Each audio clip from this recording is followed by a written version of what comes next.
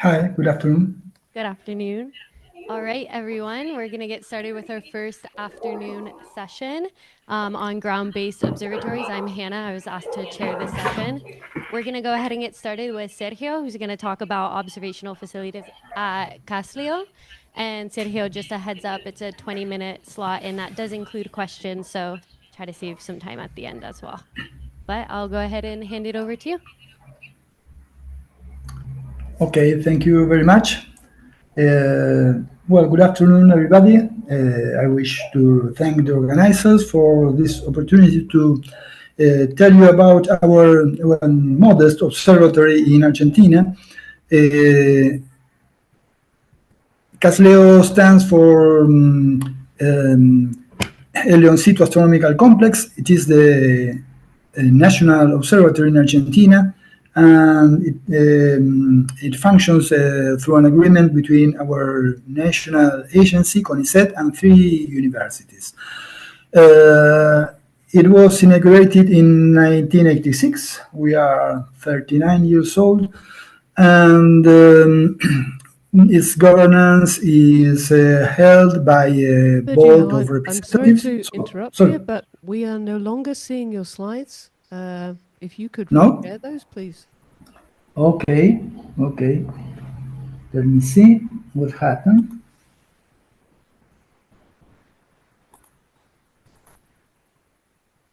Okay. Sorry. Well. Okay, now we see them, so carry on, please. Thank you very much. Okay, its governance is held by a board of representatives from 4 institutions and a scientific users committee. The scientific staff is quite tight, just 1 director, me. My name is, I didn't say I am the director of CASLEO. I graduated in astronomy at La Plata University, and we have just 1 support astronomer. We have technical staff, 8 engineers, 7 technicians, and 3 night assistants. And of course, the support staff with drivers, cooks, maids, and so on. Where is CASLEO? CASLEO is located in San Juan province in Argentina, not very far from La Serena, on the other side of the Andes, near a place called Calingasta, which is within a national park. So sky is protected by this national park. In fact, we have 2 sites, what we call the main site, where is the main telescope, and the Burek site, where some minor telescopes are installed. Both sites are connected by a 7-kilometer long road, and the Burek site is somewhat higher, 50 meters higher.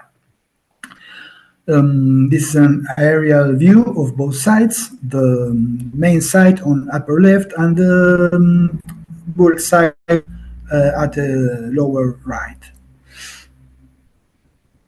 The main site is where the largest telescope in Argentina is installed. Sorry, the Jorge Sade telescope with a mirror of primary mirror of 2.15 meters. This is the telescope. As I said, it saw its first light in 1986, but its technology is from the previous decade. We are talking about a 1970s telescope. The main site, besides the main telescope, also harbors some other facilities. Particularly, we have an aluminizing chamber, power plant, electronics laboratory, workshops of mechanics and maintenance, nitrogen plant for which provides nitrogen for the CCDs, kitchen, dining room, and rooms up to 50 persons. The regular roster is just about 8 persons at the mountain, but we have room for special occasions when visitors and students come to the observatory. And we have also a visitor center. Regarding what we call the Burek site, it is on a mountain that is a bit 50 meters higher than the main site, and there are several smaller telescopes installed, and there is also place for installing new telescopes if the opportunity comes. These are the coordinates of the Burek site and its head.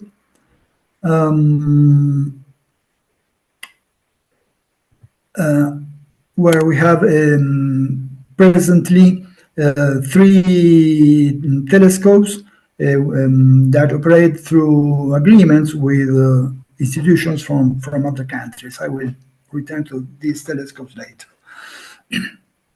Well, some statistics about the weather conditions at CASLEO.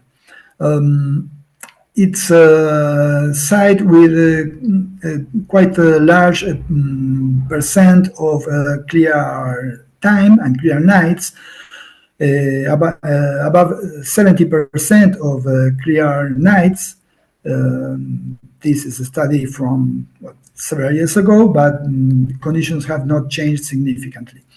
And regarding clear hours, that include part of nights, we have above 75% of clear hours. Some weather statistics with temperatures and so on. The site is very dry. Rains are just restricted to the summer, the southern summer months.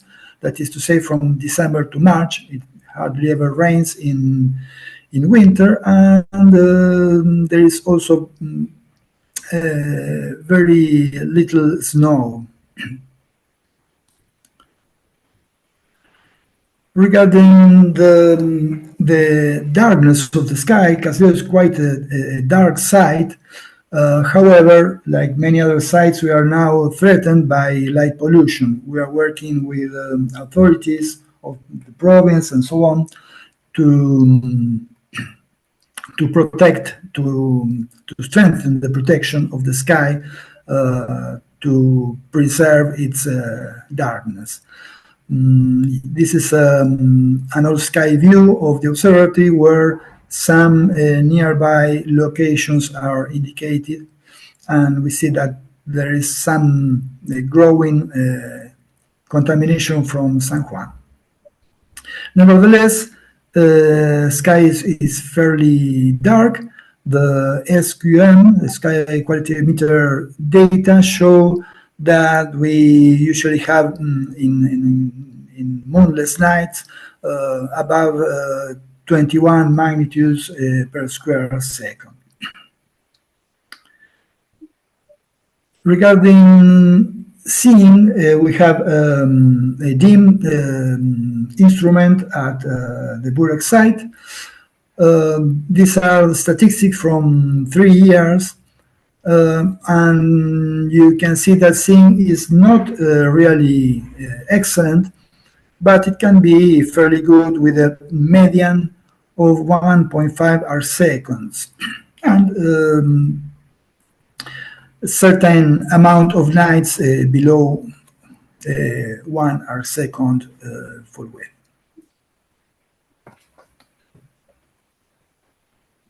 Well, the optical telescopes that are installed at CASLEO are the Jorge Sade telescope with its 2.15 meters diameter. This is our own telescope. It belongs to La Plata University.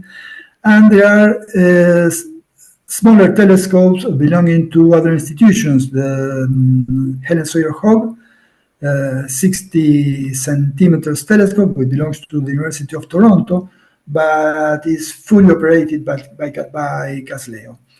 The Solaris 4 Polish telescope, 0.5 meter in diameter. This is part of the Solaris network of 4 telescopes, and we have 20% of observing time in this telescope. The AESH telescope of the Andalusia Astrophysical Institute in Spain is also operated by their owners, and we also have 20% time of observation. And smaller telescope for outreach activities, and the DIM to measure seeing. There are also other geophysical and solar physics instruments installed at CASLEO through agreements with different institutions.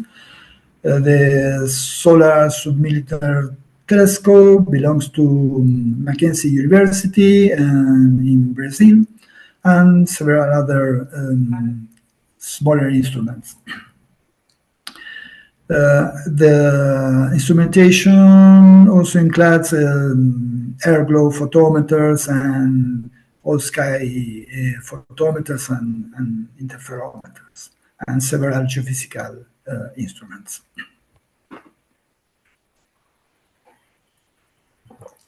Well, all telescopes can be remotely operated. Particularly, we ourselves operate the 2 largest optical telescopes, the 2-meter and the 60-centimeter telescopes. Any astronomer with an internet connection can take control of the telescope and its instruments and operate them from his or her home. Some technical data of the Jorge Sade telescope. It has 4 instruments currently, 2 spectrographs, an imaging camera, and a polarimeter. There are several instruments that are going to be installed in the hopefully near future. One is the BH Ross, the high dispersion spectrograph, formerly at Gemini South, and 2 cameras that are being constructed through collaborations. Some characteristics of the REOS spectrograph: it has 2 modes, high dispersion and low dispersion. The CCD camera can be used with a focal reducer that gives 11.7 arcmin diameter field of view. We have the full Johnson-Cousins filter set and the Sloan filter set.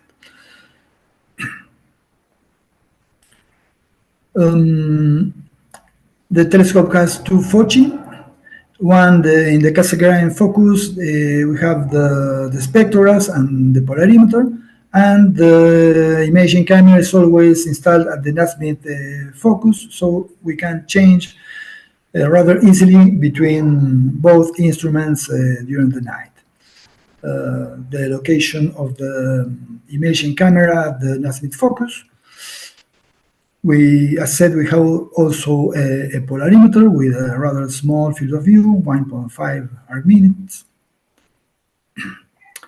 And the Helen Sawyer Hogg telescope, as said, it belongs to the Toronto University of Canada.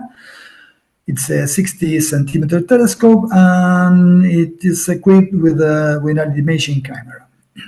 These are the characteristics of the imaging camera: 9 by 9 arcminutes on each side.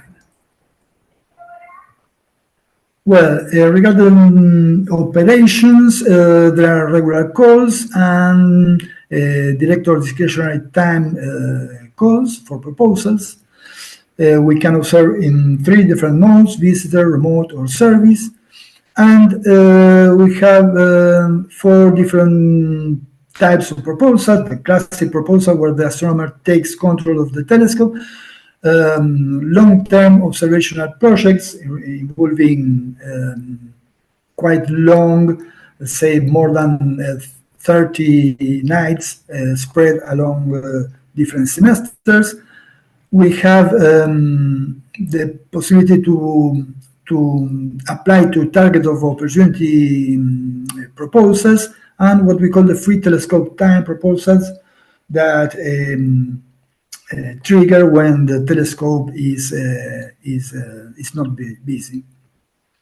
So we are trying to make the telescope scheduling more flexible through this kind of proposals, but I think that we can still work to improve this. So to finish with the conclusions. The possible contributions of CASLEO to large surveys and time domain astronomy, I think we can think about follow-up of selected sources. The telescope has not as strong of a subscription, so it is possible to devote say 7-10 nights to a source. We can do also spectroscopic identification, polarization, and photometric or spectroscopic variability. On the pros of CASLEO, I think that we can say that it has fairly good sky conditions regarding darkness and cloud cover. Sync is not very good, but it's not too bad at the Burek site. We have a commercial and emergency power, internet connection, and skilled staff that has a long experience in automation and so on. So these are the characteristics of CASLEO. As I said, a modest and rather old-fashioned astronomical observatory. So I would like to discuss, to hear which are the possibilities that you think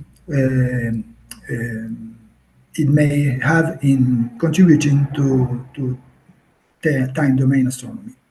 Well, that's all. Thank you very much.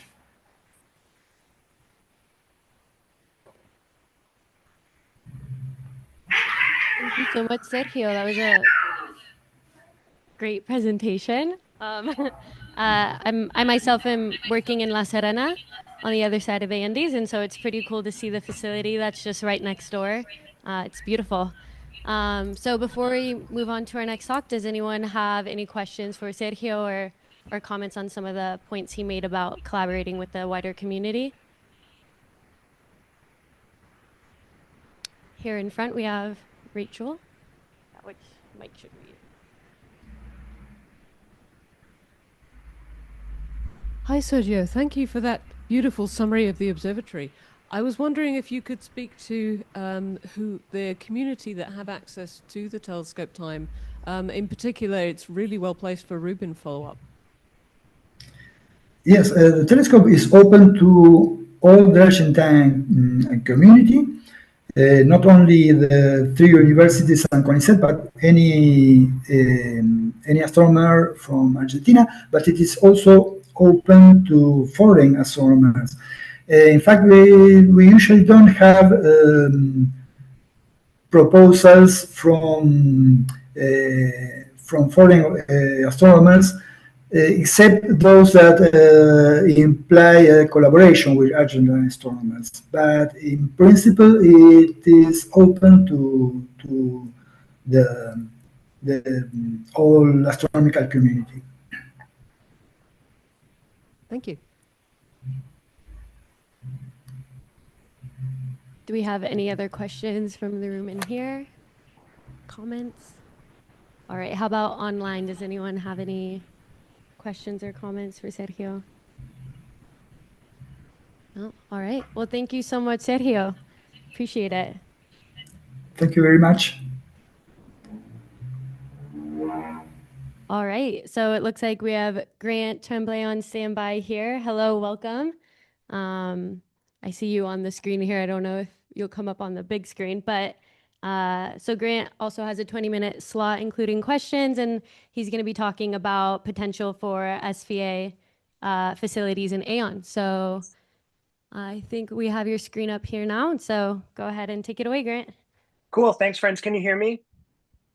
Yes, we can hear you. All right. So I first have to apologize. My kids, I have 3 children 10 feet away from me right now. So this presentation will be part, about our facilities and part Paw Patrol. So yeah, my name is Grant Tremblay. I lead government and external relations in the Center for Astrophysics, which I'll give a brief introduction to. I think probably many of you have heard of it. I think I might be joined by my buddy, Mark Burwell, who's also at the CFA with me. Mark, I don't know if you're listening, but please feel free to drop in when my child inevitably comes in to report. So a brief, quick introduction to the CFA is that we are a joint partnership between 2 fundamentally distinct entities, one of which is the Smithsonian Astrophysical Observatory, which is about 2/3 of the CFA by staff, by number of people. We were established 1890, right there on the National Mall. Initially, our observatory did mostly solar work. It was to measure and characterize the nature of the sun's heat. If you've ever seen the Smithsonian logo, which is right above there, there's a reason there's a sun on there, and it is because of SAO. A lot of people don't know that. It moved to Cambridge in 1955. I won't get into why, but it's actually an incredible story. It deals with Sputnik. It deals with classified military projects. It deals with ego. It deals with a lot of things, but the observatory moved from the National Mall right there by the castle to the largest hill in Cambridge in 1955. Today, we're the bulk of the CFA. The Smithsonian is unique in all of the federal government in that we're the only trust instrumentality in the United States. Congress called it a trust instrumentality when they created the Smithsonian, and they never bothered to define it, and they never used the word again. So to this day, even the US government is confused as to whether or not we are actually a federal executive agency. Long story. We are also partly comprised by the Harvard College Observatory. After public excitement over the 1835 appearance of Halley's Comet, the leaders of Harvard at the time wanted to build an observatory on the highest hill in Cambridge they could purchase. So they purchased some farmland down Garden Street, about a 10-minute walk from Harvard Square, and built in 1839 what at the time was the largest telescope in the United States, the Great Refractor. That's the observatory in the background there of the black and white picture that you see. A beautiful telescope, wonderful history, discovered Saturn's moon Hyperion. I look at it outside my office every day. Come, we'll give you a tour. But HCO astronomers really built some of the pillars of modern astronomy, right? The Swan-Leavitt law, anti-jump cannon, all the classical stellar classification work, observatories around the world, Arequipa in South Africa. Wonderful, incredible history. Our Harvard Women Computers is a major and incredible story. So we're very proud of our history, and together we have 300 years of combined history, right? So in 1973, for reasons I won't get into, we merged into something called the Harvard Smithsonian Center for Astrophysics. We rebranded to this meeting in 2019, Center for Astrophysics, Harvard and Smithsonian. But we are the center. We are this organization since 1973. The CFA is not formally a legal organization. It is an MOU, a memorandum of understanding between SAO and HCO. We don't need to worry about it. For the exterior world, we're the CFA. So we are technically the largest astrophysical research institute on the planet. We have buildings all throughout Cambridge. We have world-class engineering labs, about 10 minutes drive from our headquarters, which is near Harvard Square. We operate the Fred Lawrence Whipple Observatory in Arizona, which I'll talk about. We operate the FMA, which I'm sure you're all aware of, in Hawaii on Mauna Kea. And in space, as we speak, we're operating the Chandra X-ray Observatory for NASA. Chandra was conceived, dreamt up, partly designed, largely led by the CFA since the very birth of X-ray astronomy, which was also born of the CFA in 1963. That was 10 years before the founding of the CFA, but Riccardo Giacconi was one of the founding visionaries behind X-ray astrophysics, and he was part of the CFA and one of its leaders. So we operate Chandra for NASA to this day, now 26 years running. The Parker Solar Probe, we built a major instrument for that called SWEEP. We're operating Tempo, which is an Earth observing satellite to track CO2 in the atmosphere. You can we constantly monitor the United States. We've had many space missions in the past. We are hoping for many space missions in the future, no matter how hard things are. We always have wonderful, exciting ideas, X-ray satellite navigation, making movies of black holes, et cetera, et cetera. One thing I want to point out, 800 people, so that's 500 plus scientists, 300 plus, and, almost 300 engineers, administrative support staff. So we do science from Earth itself to the poles of Jupiter to black holes at the edge of time and everything in between. That should not surprise you. Many really, really transformational fundamental discoveries done at the CFA. We have 2 Nobel Prizes associated with us. But one thing I'm most proud of, and I think a lot of us are most proud of at the CFA, is that we have a world-class science education department and really world-class educational outreach. One thing I just wanted to quickly highlight, which has nothing to do with AEON, but one thing we're working on now is something called STARS, Scientists Taking Astronomy to Rural Schools. The website, I didn't put it on, but it's smithsonianstars.si.edu. We are essentially donating telescope teacher training. We're going to have CFA astronomers fly out and lead star parties to all 9.8 million rural school children around the United States. That means every rural classified school, public elementary school in the United States will be given telescopes donated by us. It's an exciting program, something that I'm celebrating, and I really love it. We've done a lot of things. You probably know us from we're one of the founding partners and leaders of the Event Horizon Telescope collaborations. We're working on the next generation Event Horizon Telescope right now. We're also working on bringing NGHT into space, something called the Global Explorer. This would make a very, very long baseline for VHT, essentially, by having a satellite in orbit. We'd use laser comm to telemeter terabytes of information to the ground. But the idea is that not only would you take an image of a black hole, you would take a movie of a black hole, objects like M87 star and Sagittarius star. We operate a very legendary Great Observatory, Chandra, which we are incredibly proud of. Even though it's 26 years old, it remains the most powerful X-ray observatory in history. Its discovery space has only grown in time. It hasn't diminished. That's one of the hallmarks of a true flagship class Great Observatory. Its capabilities are incredibly synergistic with the next generation facilities, i.e. James Webb Space Telescope. We're doing incredible things in synergy with James Webb right now, especially on high redshift black holes, understanding the dawn of black holes in the very earliest times of the cosmos, little red dots, things like that. And we're going to have incredible synergies with Roman and indeed Rubin in terms of time domain follow-up, which I'll obviously get into. And there's one of my daughters. Hi, honey. My daughter is hungry. Okay, 1 second.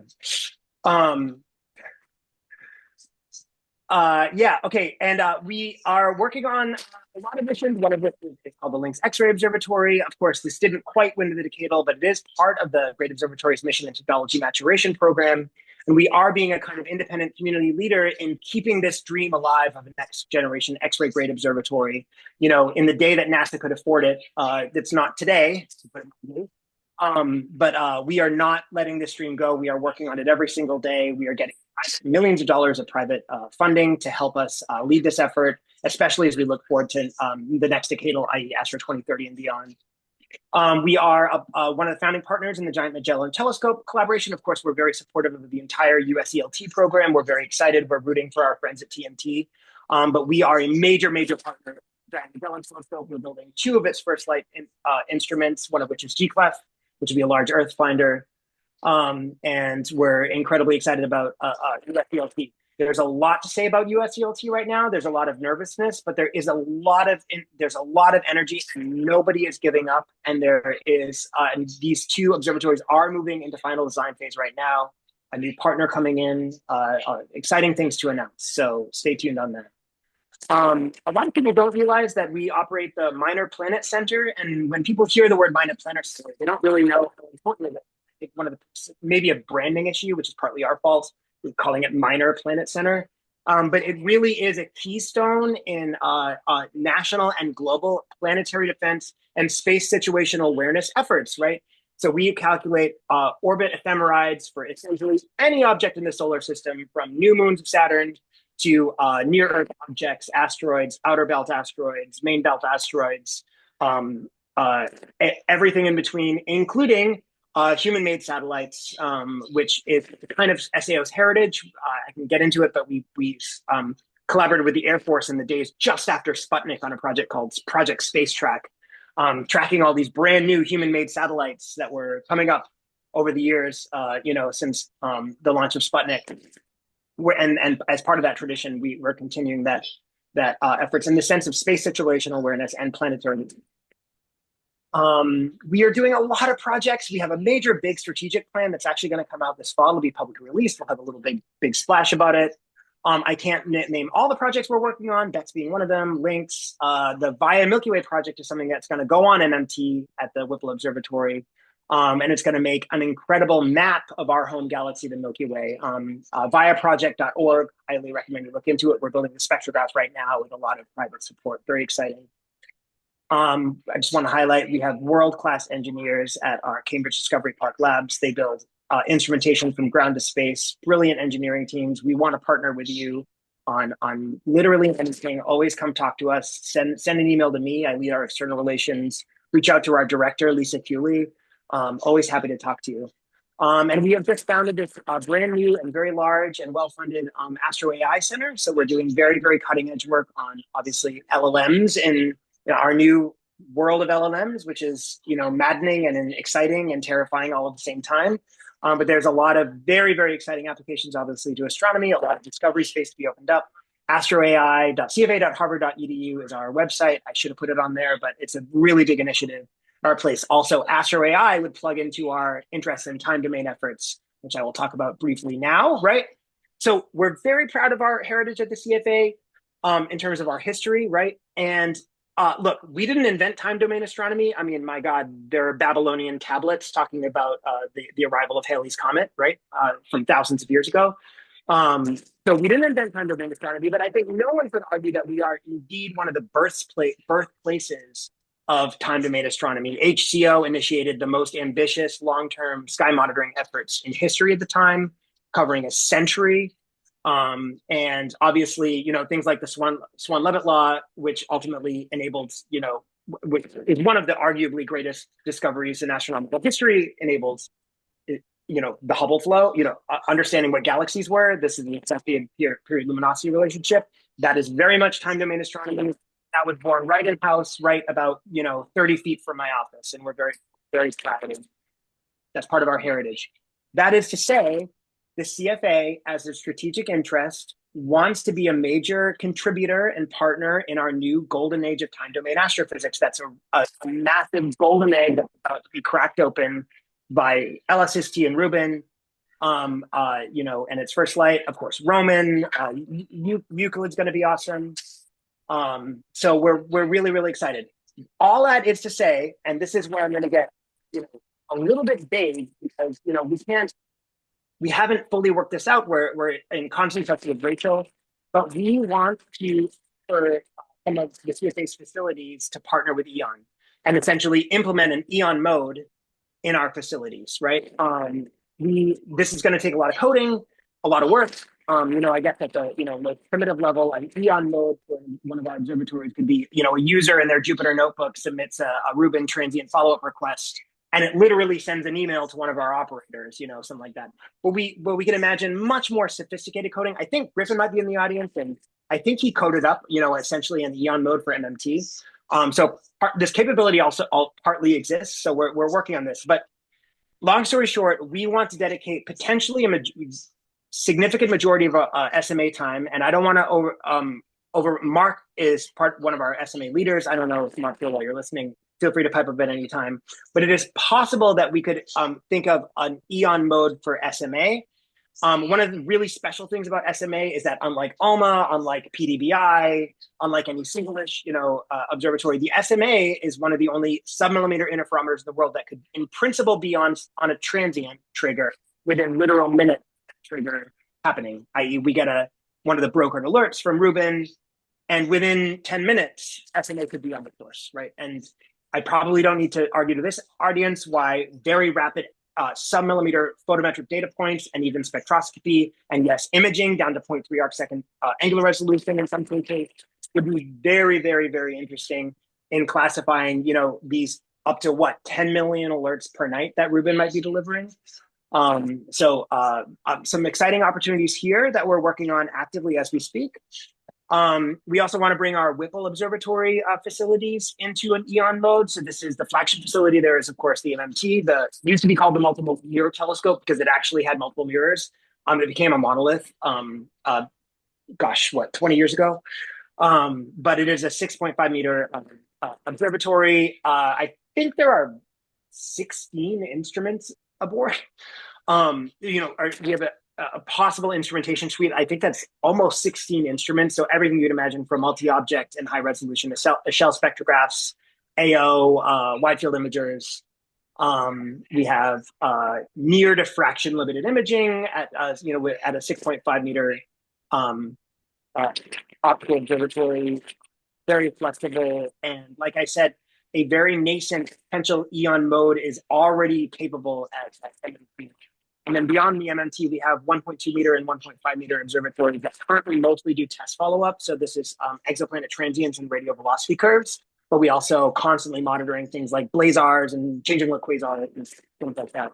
The ridge can be also, could imagine a very rapid follow-up, EON mode. If you need a quick optical spectrum of your Rubin transient or whatever, we want to be part of that. Obviously, we don't have complete declination overlap in Mount Hopkins in Arizona with Rubin, but there's the same for X and Y, of course. And this is where I have to be a little bit more careful. So as you know, we operate the Chandra X-ray Observatory. Chandra is NASA's observatory, but we operate the Science Center, just like ARA operates the Space Telescope Science Institute for Hubble and JWST. And that gives us quite a bit of authority of how we deal with something called directed discretionary time, which I'm sure you know about. And I can't overcommit Chandra to this right now, but one could imagine essentially on EON mode for Chandra. This would be kind of a rebranding, but also a little bit of a remodification of our very fast TOO program. Right now, you could submit a very fast TOO request to our to Chandra right now. You could do it from your email. But we could imagine a more streamlined EON mode because I, again, don't need to tell this crowd why, very rapid X-ray follow-up of many of these alerts would be very critical. See the 2017 kilonova, for example, right? GRBs, et cetera. So that is basically what I have. I apologize for the noise in the background. I apologize a bit rushed and vague.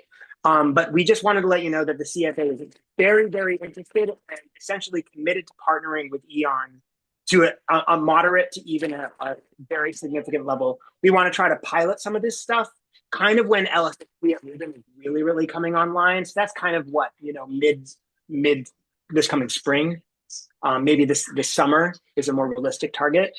And we would try at a very primitive level first. We'd have to work out things like, would you interrupt a GEO program for a Rubin trigger? How would proprietary data work in the case of Chandra? Lots to work out, but we're working on this every day and we're very excited to partner with you all. I'm very sorry I couldn't be there in person, but very happy to be here and talking to you all regardless. Thanks a lot.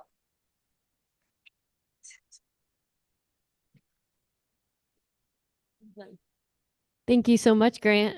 Great presentation. All right, so I'll hand it over to the room here. Does anyone have any questions for Grant or any comments? We have one here in front. Oh.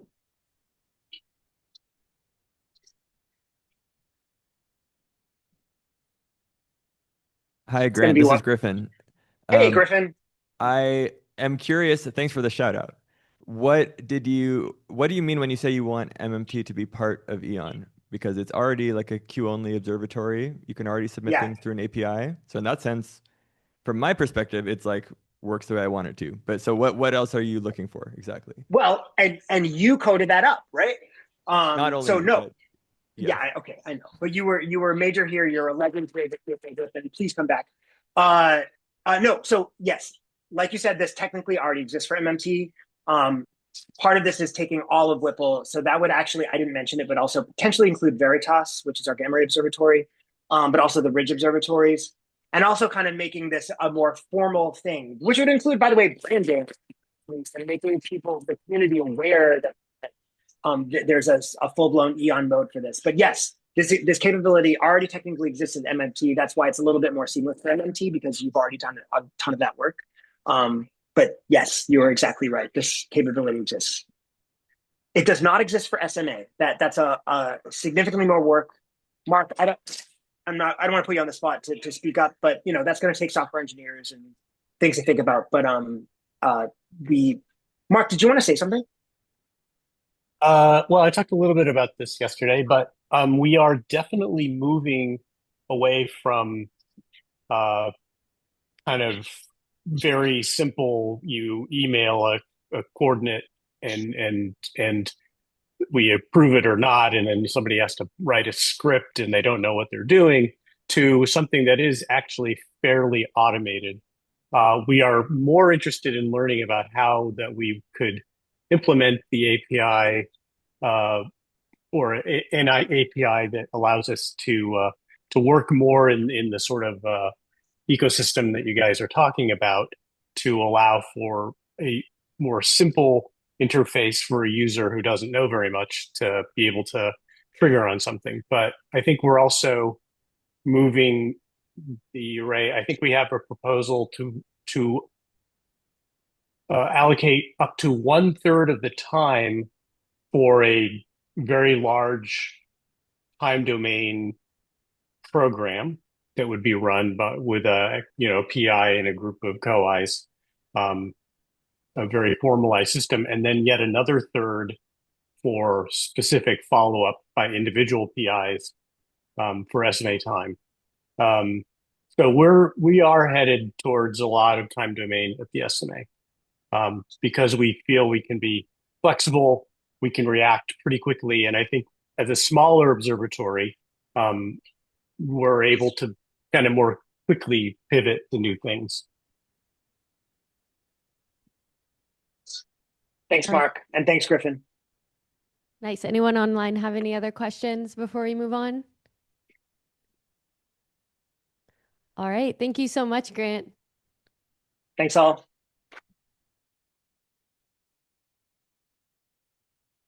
All right. Up next, we have Tyler, who's going to be speaking about new tools for time domain observing at Keck. So if you want to go ahead and share your screen, we can confirm that we Sure. see Can up you hear me here. all right? Yes. Awesome. All right, great. Okay. Take it away. So you should see a white screen with some words on it. Hi, I'm Tyler. I'm a software engineer at Keck. 10-meter telescope sitting on top of Mauna Kea. Well, two 10-meter telescopes sitting on top of Mauna Kea. And I'm here to talk to you about some of the time domain astronomy plans that we are actively working on. But first, I wanted to give out a acknowledgement to Mauna Kea. I recognize the cultural significance and reverence this Mauna has to the community, and it's whether it's planting mamane trees, koa trees, removing invasive species, or supporting observatories, I'm super happy and awed to be working on its slopes and summit. So the challenge that we're dealing with here is we need to provide a tool for time domain observations at a classically scheduled observatory. It's got to support custom workflows from many different institutions, and it also must follow some of our authentication procedures. So, going from an event happening in the night all the way to getting Keck time. And we're doing that through TOO request tools. This is a existing process that we've used, and this challenge domain that I'm describing really deals with this red area here in creating and triggering TOOs. All the stuff to the right, all this pre-TOO observation and observation, that's very much a manual process. This is a at the moment, I could think of ways to speed things up, but right now that is a very human-centric process. So the first solution we came up with is we got to make an API. I've read the room. APIs are the hot thing right now. And we took our existing form that we created, a PHP page, and said, okay, well, what if we could just write an API that handles all of these things? And that's what we did. It hasn't been released yet, but we are working on it. What you're seeing here is a Swagger page that documents the API and tells you what all the routes are and how to access them. And it's still a work in progress, but it's pretty well documented. Authentication is handled through a cookie that stores your OBS ID number, and you kind of need that cookie in order to submit TOOs. So that's where the authentication comes from. Second solution, we applied that API and created a Jupyter notebook. I don't know if you could see on the page, there's a couple of links to follow that will give you this notebook that sets you up. We could actually go through it a little bit. I have it opened over here. So, it starts out with just installing libraries, and then you can create retrieve the cookie. It deals with two-factor authentication, so sometimes you need a code that goes to your email, and that's what this block does. But that's happens like once a month or so. But that's this section handles the authentication. Next thing, the hours. So your allocated hours to interrupt classical schedules, and right now this is just 1 hour. Then you get schedules. This is using our schedule API to show which programs are currently scheduled, and what programs are you going to interrupt, followed by making the TOO. And I want to re-emphasize this is documented in the TOO API, how a TOO request is created, down to the type and format. So anyways, you could save the TOO, retrieve the TOO that you just saved. There they are. This is an important bit. You could check this interrupt process. And I'm gonna go through that on a different separate page, on a separate slide, but that's pretty important to see if you could actually interrupt a schedule. You could edit the TOO, submit it, cancel, delete, and so forth. So that's what this second solution is doing. Okay.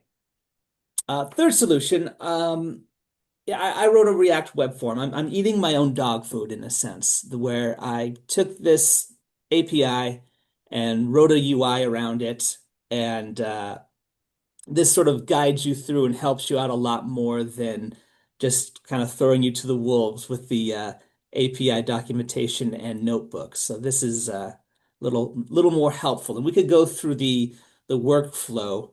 But basically, first you got to log in. Oh, log in. Where am I? There I am.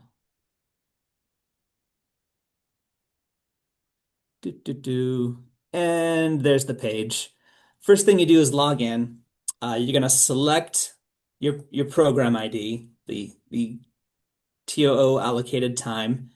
And if you have TOOs already, that's great. It'll populate it. If not, we could make a TOO.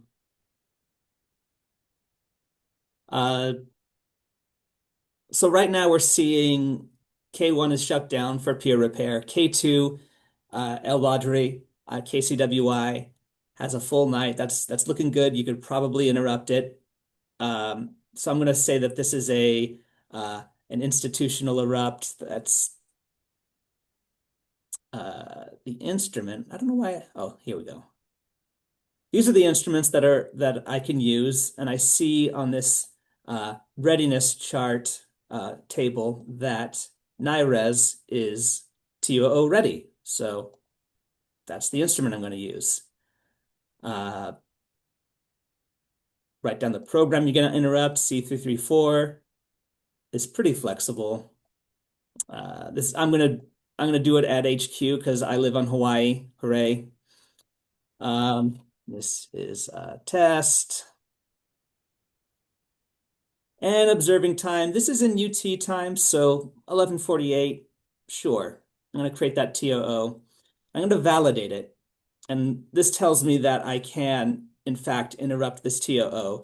And when I'm ready, I submit. So that's the workflow. It's the same workflow for the Jupyter notebook of creating and editing and going through that process. So we just went through these slides here.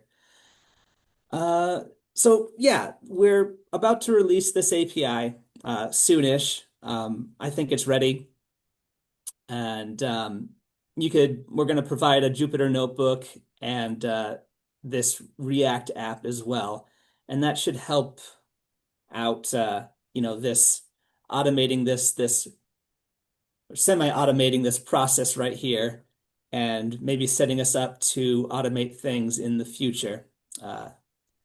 And that's all I have. We're pretty short talk. Any questions?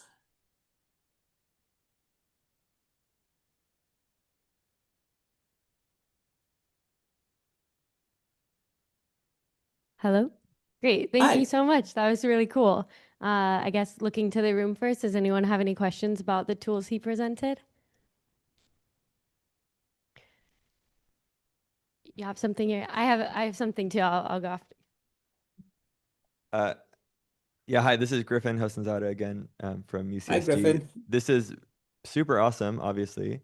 I think I may know the answer to this question, but I wanted to ask if you have any plans to make like a Tom Toolkit observatory module for Keck to go along with this API. I'm really glad you answered that, or you asked that. Yes, I would like to be involved in the process of making the Tom Toolkit. We did try some things, rudimentary things, and I realized that what is the tech suite they use? Django. I'm not a Django developer. Yes, Django So is a steep learning curve. it's not too bad. It's really just the how you handle state, and I was just more comfortable working in React.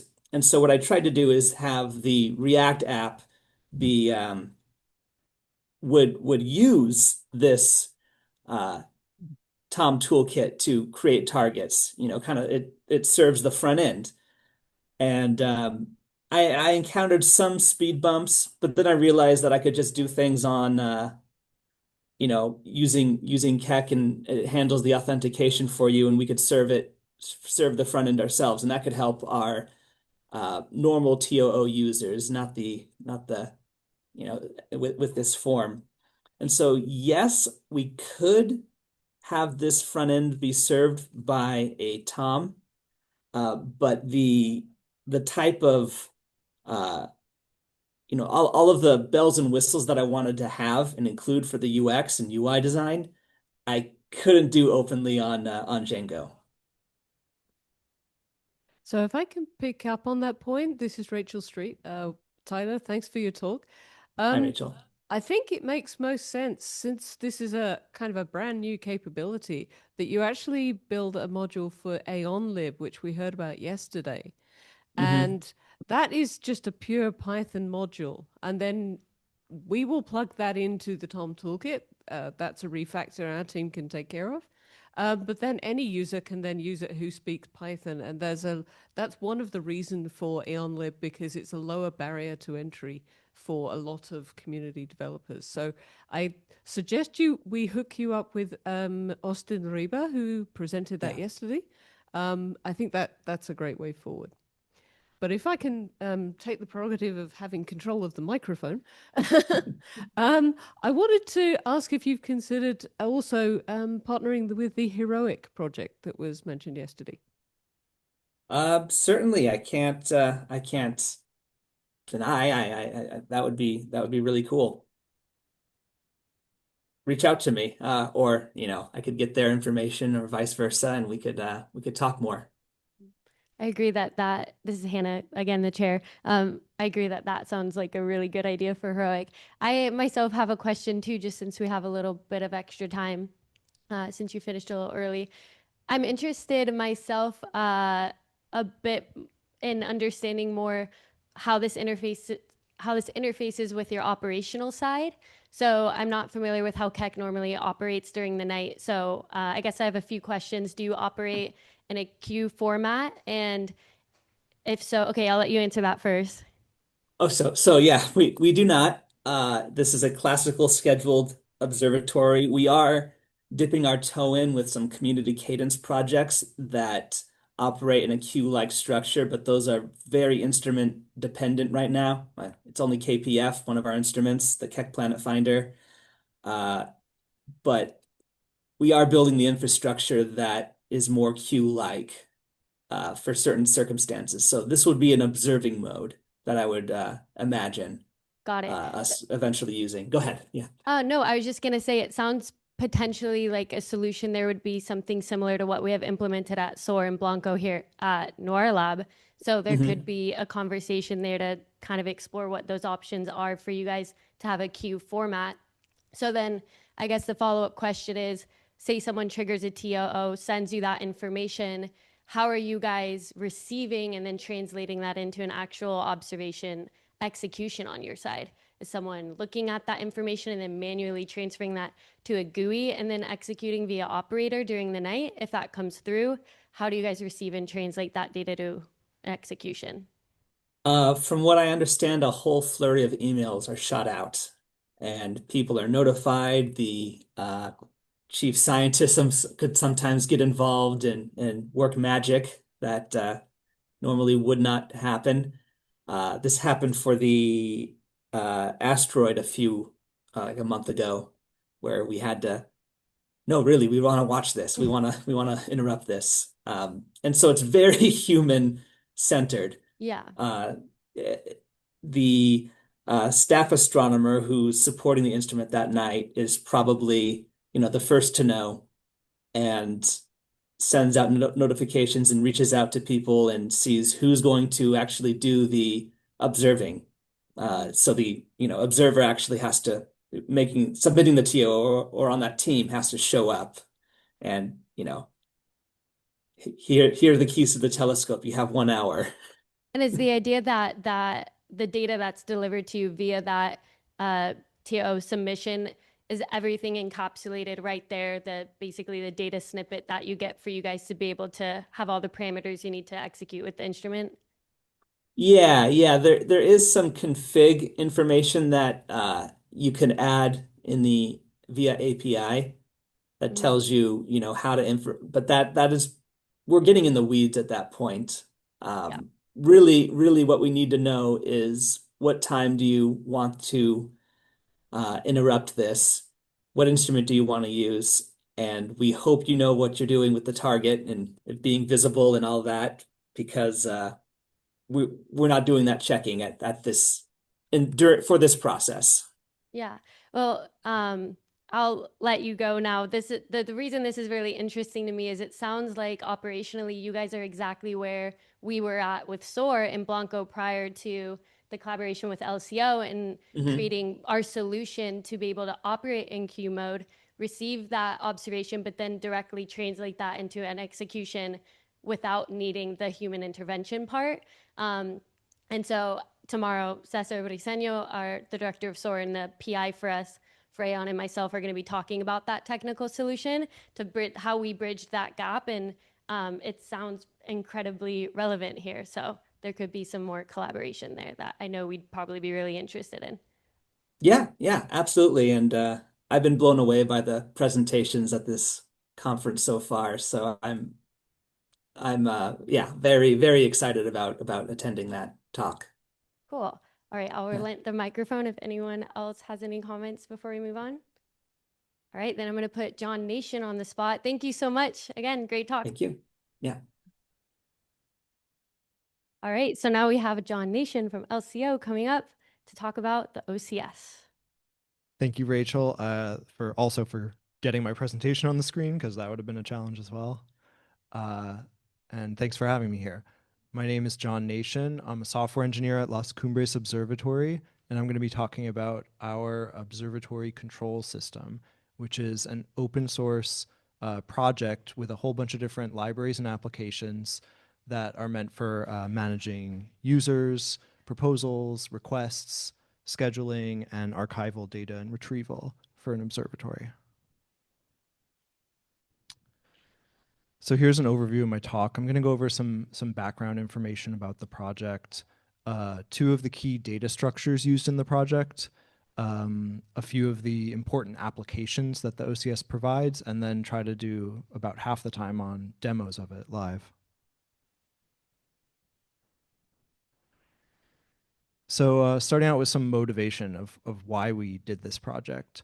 Since LCO's inception, over 10 years, it's been a robotic observatory, and so we've iterated over a set of tools for accepting a bunch of requests and scheduling them and getting the data to users.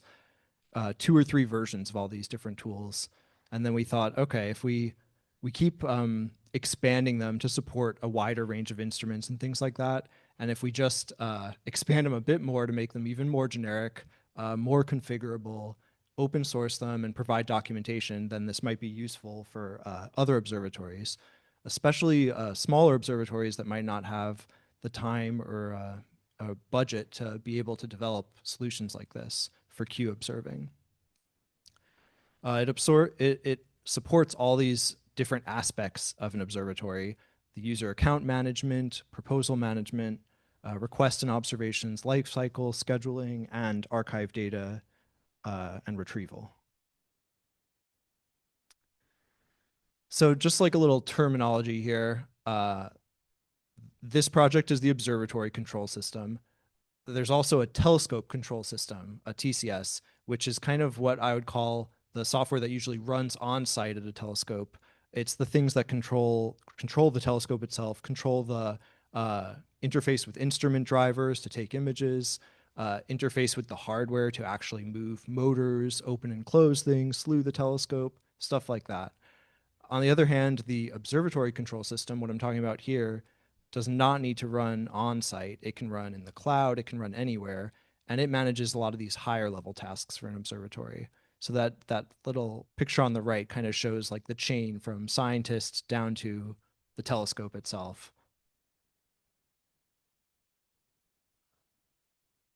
So getting right into it, here's a key data structure of the representation of an observatory, and this is an important part of the observatory control system. So we kind of have a hierarchical representation here. We have one or more sites leading to one or more enclosures, telescopes, instruments, science cameras, and then we get to kind of an interesting part where it's more generic here. So it can have optical element groups associated with cameras, and those can support generically things like filters, slits, gratings, like anything that would be in an optical path for that camera. We also have this concept of generic modes and groups of those for cameras. And those would be for things like readout modes, rotator modes, guiding and acquisition modes, anything that you could define as a mode for your camera. Each of those contain overheads and validation requirements for those specific cameras. And we use all of the data in this model for validation of a request when it's coming in, and for overheads to calculate an estimated duration that that request will take, which is necessary to be able to schedule accurately. Now here's another key data structure. This one is for a request itself, an observing request coming in. So at the top level, we have a request group. That's kind of just a semantic grouping. It doesn't actually hold much meaning in the system, but it's there so that you can have a group of requests for like a cadence of observations or something that are all grouped together at some level. Below that is the request, and that's really the thing that is scheduled at a site for a specific time. A request could have one or more configurations, and configurations are really something that points to a specific target and has a set of constraints. And a configuration can have one or more instrument configurations. The instrument configurations let you do things like take multiple sets of images on the same target with different filters or different readout modes or dithering, things like that. Now, most of the fields or most of the structures in this image here have an extra params JSON field, which allows users to submit extra data that isn't necessary for the scheduling of the target, but will be used by the telescope control software when taking the images. So this is to fit types of information that might be specific to a certain instrument and not necessary for other instruments, so that the telescope can still use that information when it's taking the data, but the system does not need to know about that information other than it's in the request.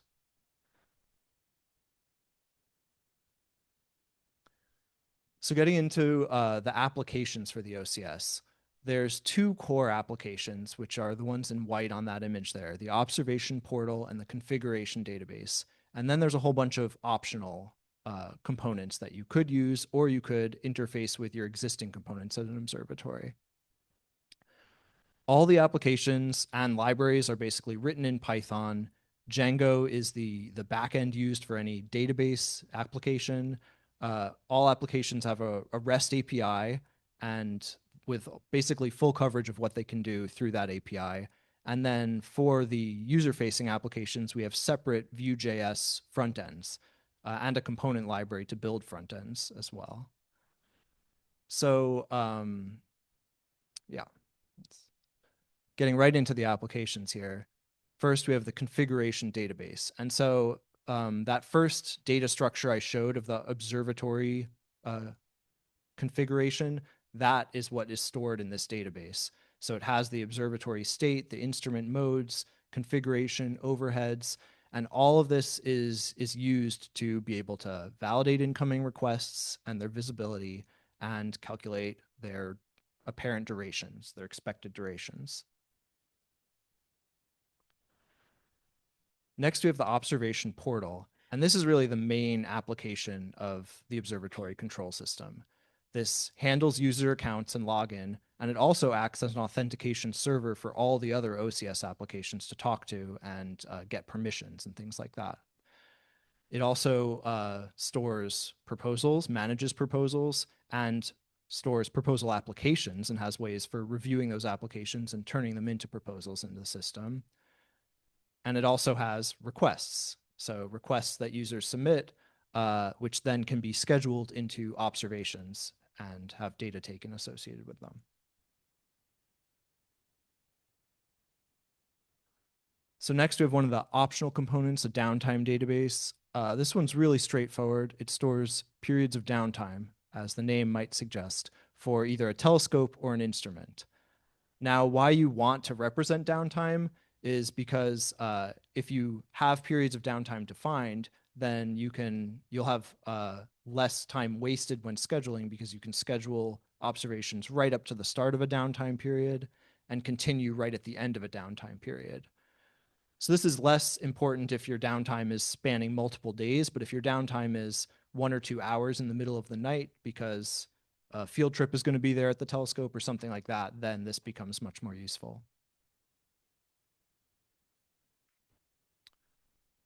The next application is our adaptive scheduler.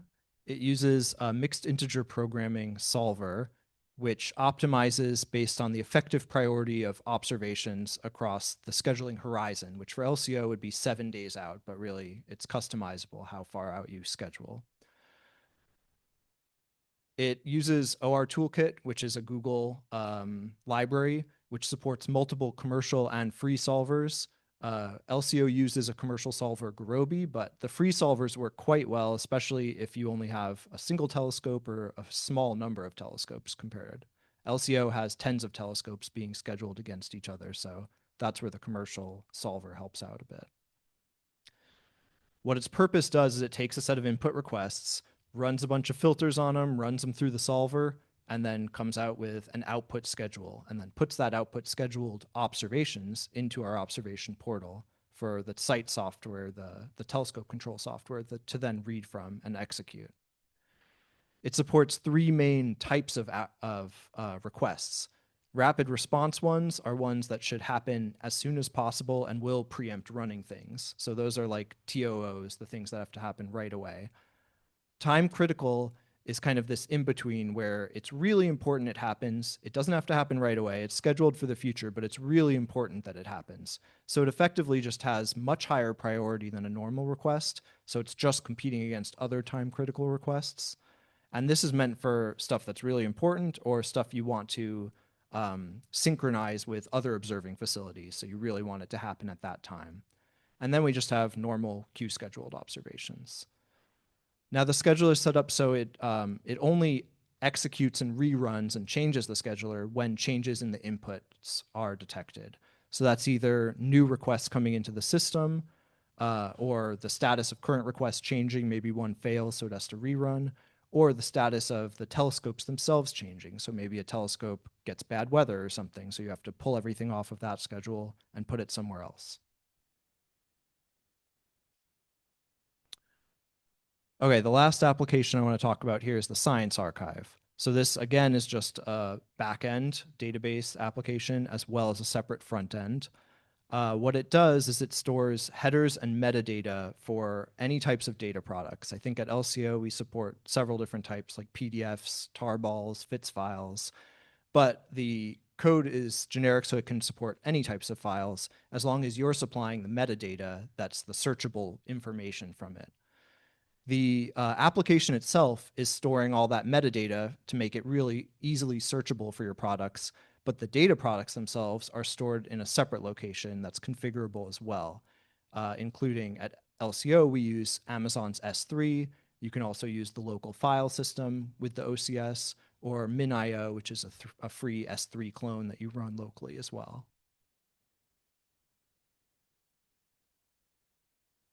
So just like an update on what is using the OCS other than LCO. Well, first we have LCO here. We have 35 plus telescopes being used in it.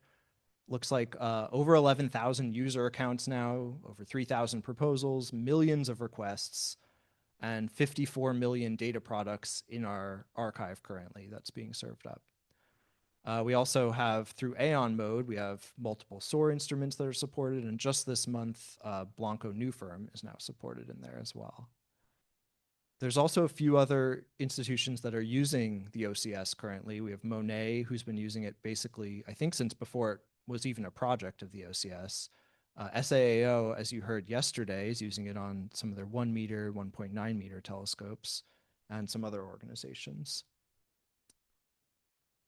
Okay, so now I want to get into the demo portion, if I can do this while holding the microphone.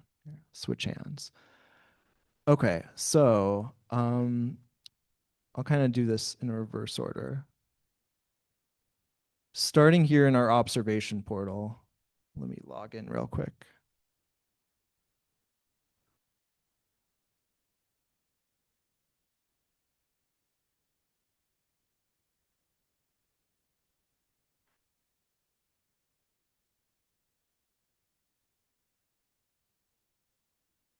Okay, so this is the homepage of our observation portal. So it's loading up requests. These are requests that I have access to. Let me see if I can find a green one. Maybe I'll click over. Normally I'd see all the requests, but I changed it to just see public ones for this. Well, it doesn't really matter. I can check any of these. So clicking on a request, I get to the detail page for that request. And that has all the information that's in a request, but in a kind of easier to process form here. We have the configurations, the instrument configs, target information. I can view the API representation of it here. So this is what it looks like if you were to submit this request to the system through the API in JSON. And I can go to these different tabs to see scheduling. So I can see that it was scheduled at this point, or it is scheduled at this point. It hasn't happened yet, so it's gray. I can check the visibility of it. So it's visible here at this one telescope, but looking down here, we actually have bad weather at that telescope. So this observation is not going to happen probably. And then there's a data tab here that interfaces with our archive, which if I just filter by completed observations.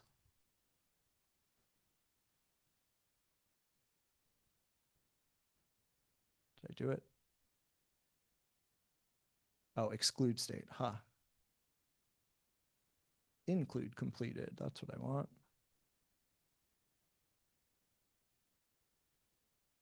Okay, and then I'll click on a completed observation. Green, it actually took the data. Oh, this is a real-time observation. I should not have clicked this. This is what happens when I do a live demo. Real-time mode is for real users to actually control the telescope live during their session. That's a new type of mode that's supported that's separate from queue-scheduled mode. How about this? This looks like an actual non-real-time request. Okay, here we go. So I see it was scheduled in a bunch of different places and then finally happened down here. I can see a thumbnail of the data here that I can download and all the data files for this observation that are coming from the archive here. I could click on one to see its thumbnail load up. I can also select them and either download selected, download all, or view it in the archive. Now, if I go over here to submit observation, this is a main part of this observatory control system, this form for submitting observations. So as I fill out this form, it's automatically validating constantly as I fill out anything and telling me what's wrong. So I go through, start choosing thing. Okay, I need an exposure time, choose that. I need filters. I need a target, so I'll put in a target. And this searches for target coordinates based on a target name. And it should fill it in, but seems to be a little slow.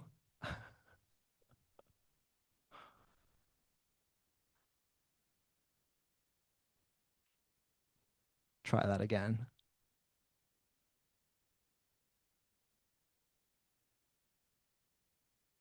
Well, if something's wrong with that, I can just put in a number. Okay. So now we see the visibility of our request here, which sites it's available on, and the air mass at those sites. I can see everything's green here, so I could submit this now. I can see it's going to take 2 minutes and 15 seconds of estimated duration. I can also add separate requests to this. So now I have a second request in this form. I copied that first one, so I can delete it. I can also do the exact same thing to copy the configurations or the instrument configurations. And there's things like setting up dithering or mosaicing and other things like that. Now, one thing I wanted to point out that's kind of new to this is Blanco. When I select Blanco New Firm, I see a bunch of different fields here that weren't there before. Dither pattern with some like different values it can be, detector centering, which detector you're centered on, stuff like that. I see an error here. It says warning that the exposure time's too long, and also some coads, sequence repeats. Those are all of those fields that are new here are Blanco specific, and none of them are actually coded into our front end at all. They're all automatically generated on here based on the configuration in our configuration database. So that's one of the validation schemas that are set. So we have a validation schema on the instrument type, and that validation schema for Blanco determines that it needs these different fields with these available parameters for those fields. And the front end detects those and puts those fields in the front end. And the back end uses that to validate against for the requests coming in.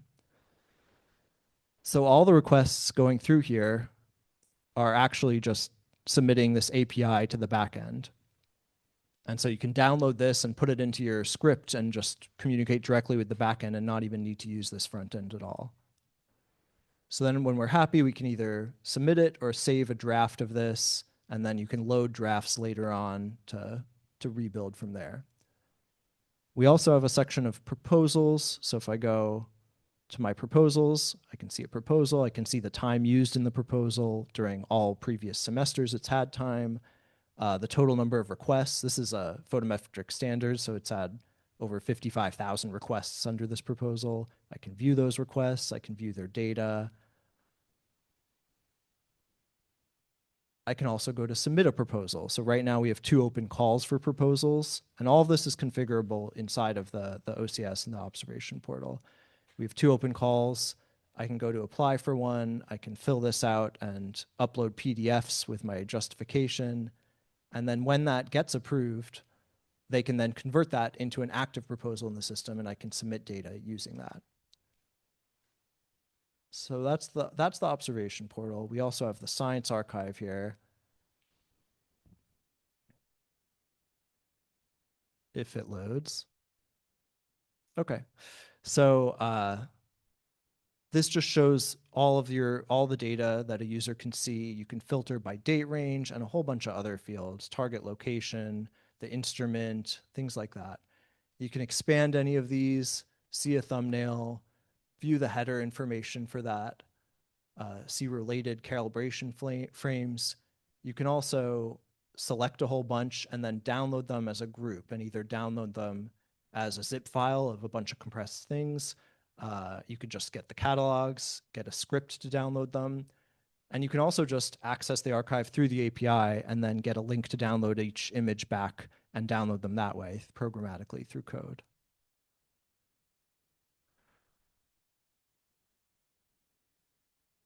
This is the GitHub page for the project, the Observatory Control System, and this has a lot of the documentation for it.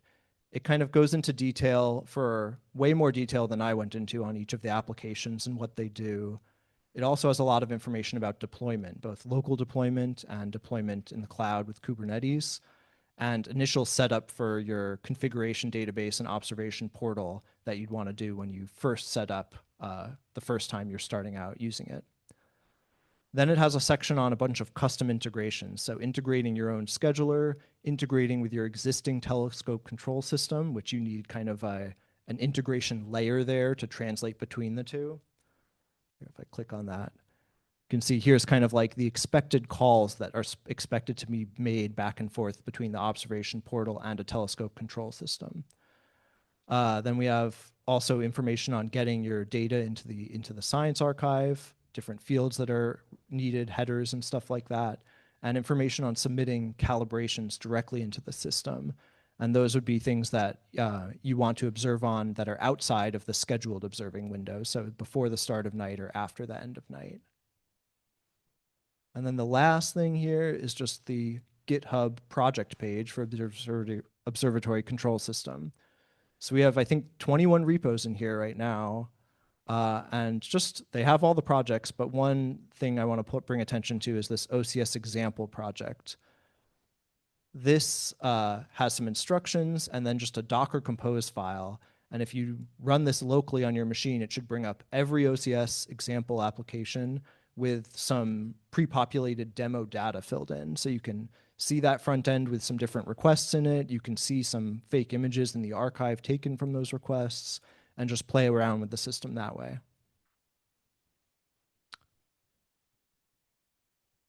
Okay, that's it. That's all I had.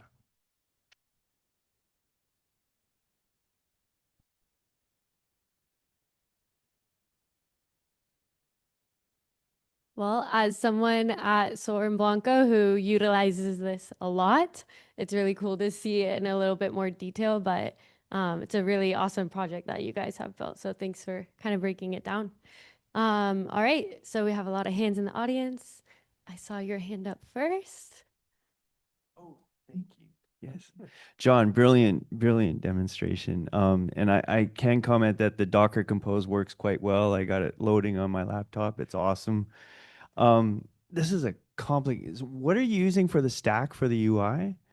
So the front ends are all developed with Vue.js. So that's it's similar to React, but it's another big component library like that. Cool. And then the other question is like, okay, so you have 32 different telescopes using the OCS, but my question is like you showed sort of the customization part, but how is it easy to sort of fork and contribute to the code, or do they write it as plugins, or like if they have to do extra stuff? Like I was thinking if they're using a radio telescope, they have positions of each radio telescope and they wanted to add that or something. Like how easy is that to kind of work it in like that? Can you give an example?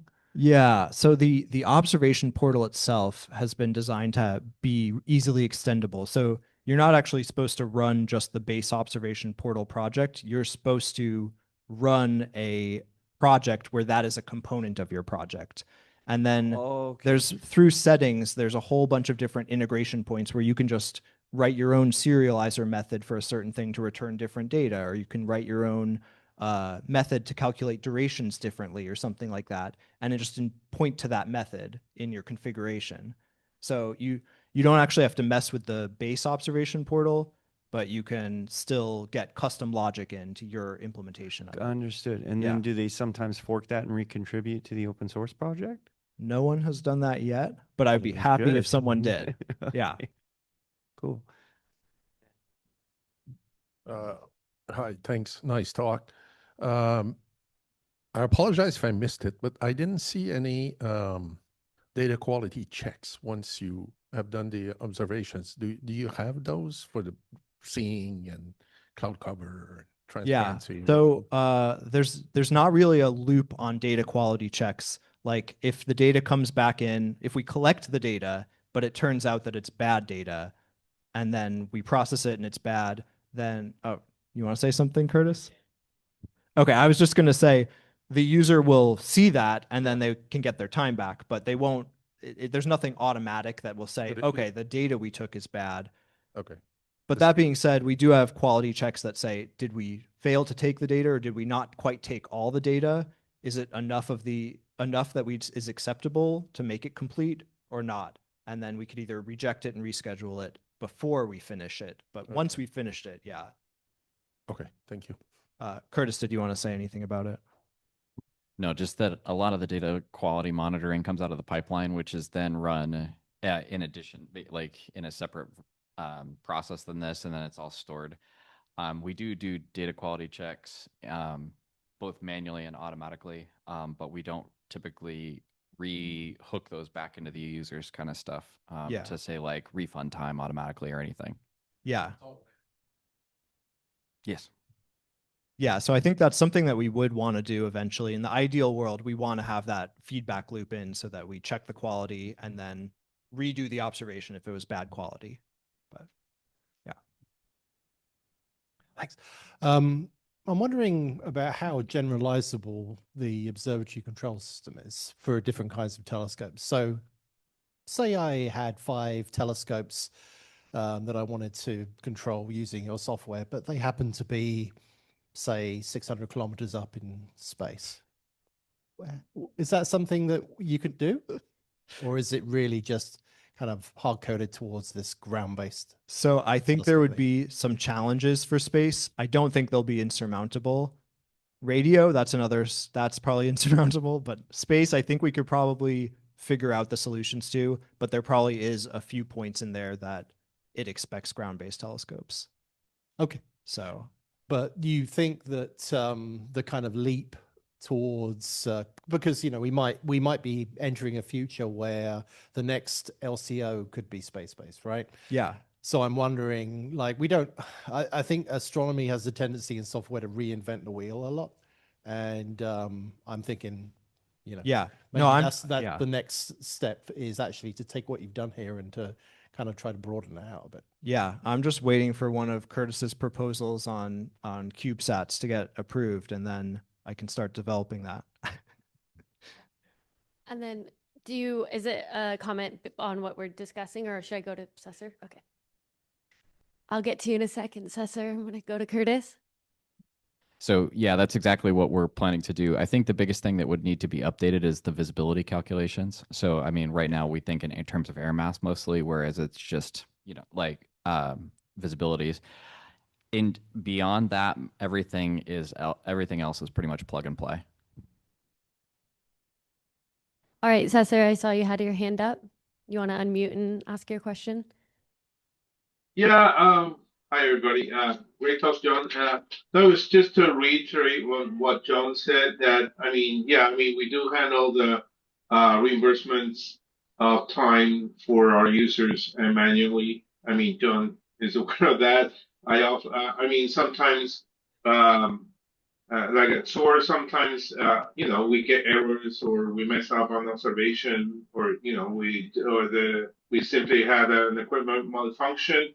So the observation either appears as failed or actually sometimes it can even go through and be flagged as done, but actually the data are useless because something actually happened. I mean, the CCDs took frames and images, but nothing came out because there was a blocked optical element in the way or something like that.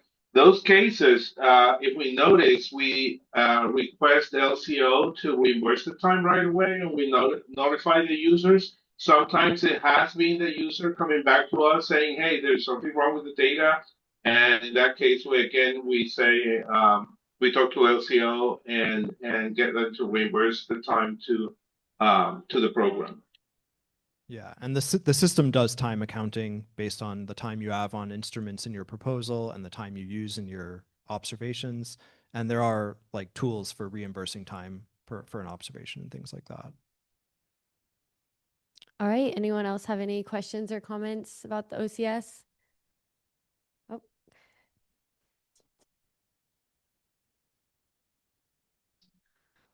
So we have another telescope we want to put on the OCS, but it's a service observed telescope. So we would like to use the OCS interface so PIs could submit an observation request, but we don't want it to be scheduled. We just want the request to go through to the service observed telescope, and they will deal with the scheduling. Is there a way to easily configure adding a telescope like that? Yeah, I mean, you don't, like I said, you don't have to run the scheduler. The scheduler is an optional component, so you can choose not to schedule that telescope's observations. Okay. And then this place that wants to do the scheduling themselves, they can just call the same API endpoint to get the input set of requests, do their own scheduling, and then send it back. Cool. Send back their schedule into the system. Then I have a follow-up question from someone who doesn't really read manuals. Yeah. So then are the instructions for the API on, you know, the format of how you would use the API to request all observations that are not scheduled, but, you know, okay, there is a document. Good. Yeah, I think in that project page, yeah, I can maybe even bring it up, but in this page, I think there's one of these topics on, I think it might actually be fully custom scheduler is what you want here. So yeah, it says what to call here. And then I think there's, yeah, just read through it. It should have it. If it doesn't, feel free to ask me. Yeah. And then one of these two should have it.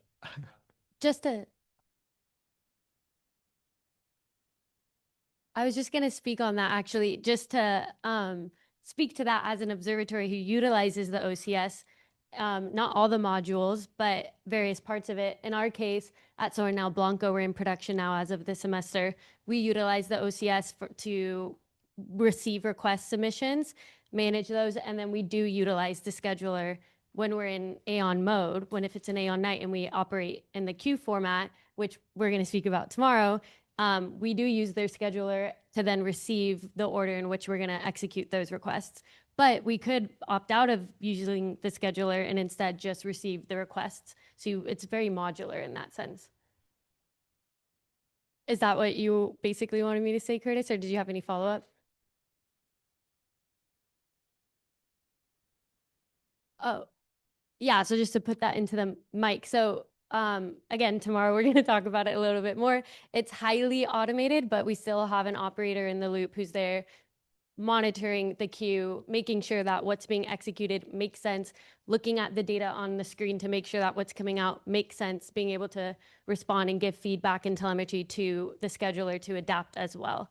So it's not fully automated, but in theory it could be, but there's a comfort level to having an operator there and being able to approve certain things like, you know, we have a request come in that wants us to slew all the way over there. Is that really something that we want to let the telescope do or not, approve or not? So there's different areas that we may have human intervention there. Again, sneak peek for tomorrow, I suppose. And that's an important point, that you don't need a robotic telescope at all. It could have a bunch of crew there. They could communicate only through email or any way they want. Yeah. And that can all happen between the layer between the OCS and the TCS. So basically they would just get the set of scheduled requests for that night or at that moment, and then they can execute them however they want, you know, with people or with robots. Yeah, I think it's a really great example of how they have everything robotic, whereas we extended that and did our own version of, we have the request, we have the information, we have the schedule. How do we translate that into the telescope actually moving and executing that observation? And we built our own solution for that. That made sense with how we use operations at SOAR and Blanco by having operators and staff in the room. All right, anyone else? Great, well, that was a great session. Thank you. Good job. Thank you.